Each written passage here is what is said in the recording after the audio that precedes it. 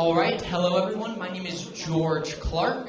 I am a senior at Clark High School, otherwise known as I'm homeschooled, and I will be delivering a speech for you today. So thank you all so much.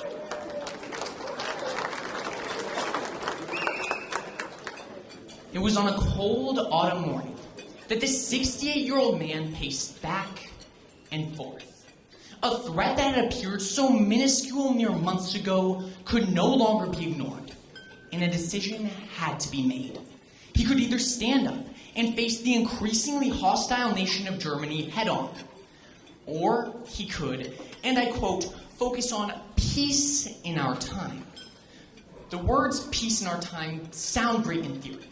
However, the Prime Minister of Great Britain, Neville Chamberlain, did not mean peace by these words, but rather he wanted appeasement of the beast that was Adolf Hitler. In one move, he made a decision that would lead to the deaths of nearly 60 million people in World War II. Now, why do I tell all of you this story today? Because it has everything to do with us. You see, across America, and especially in Idaho, we love our rights. We pride ourselves on being a government by the people, for the people. And this is a true fact. I will not deny it. But beyond that, we focus on the fact that the government is supposed to protect our rights, which is again true. However, a problem occurs. And this problem occurs when we fail to realize that we have a responsibility in holding the government accountable to that end. Today, there are two different concepts that I want to analyze. First is the natural tendency of any governmental system and how that harms the people under its domain. But the second thing I want to focus on is that we, the people of the United States of America, and we, the people in the great state of Idaho, have to hold them accountable to prevent this tendency from coming to fruition. Let's first look at the fact that any governmental system, in time, can devolve into tyranny. And no, this is not just my opinion. This is actually supported by one of our founding fathers, Thomas Jefferson, when he stated, "Experience hath shown that even in the best forms of government, those entrusted with power have, in time and by slow operations, perverted it into tyranny." You see, the United States government was set up very specifically. We were to be a government where the voices of the people made the decisions. But that's not exactly what happens anymore, is it?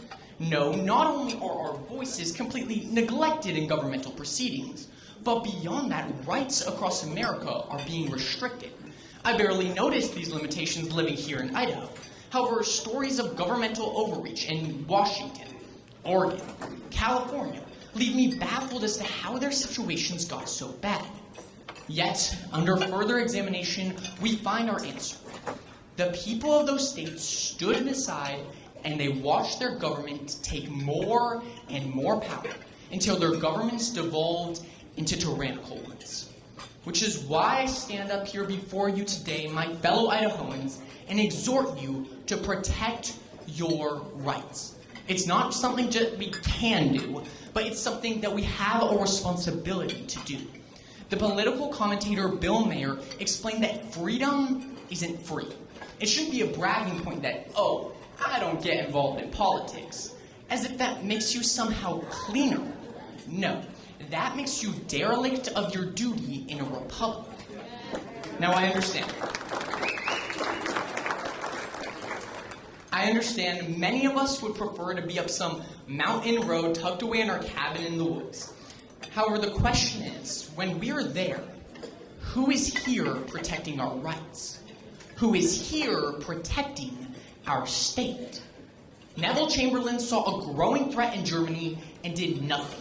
He allowed complacency to creep in, and with it, turmoil spread throughout the entirety of Europe. We look at Washington, Oregon, California. All have state governments that stifle their rights. And why? Because the citizens were apathetic. Idaho remains free. But the question is, for how much longer? If we do not stand up, if we do not make our voices heard and protect our own rights, the answer will be very clear. I would like to leave you with a quote, and it's from Ronald Reagan, when he said that freedom is a fragile thing. It is never more than one generation away from extinction. It is not ours by inheritance. It must be fought for and defended by each generation, for it comes only once to a people. Thank you all so much for having me.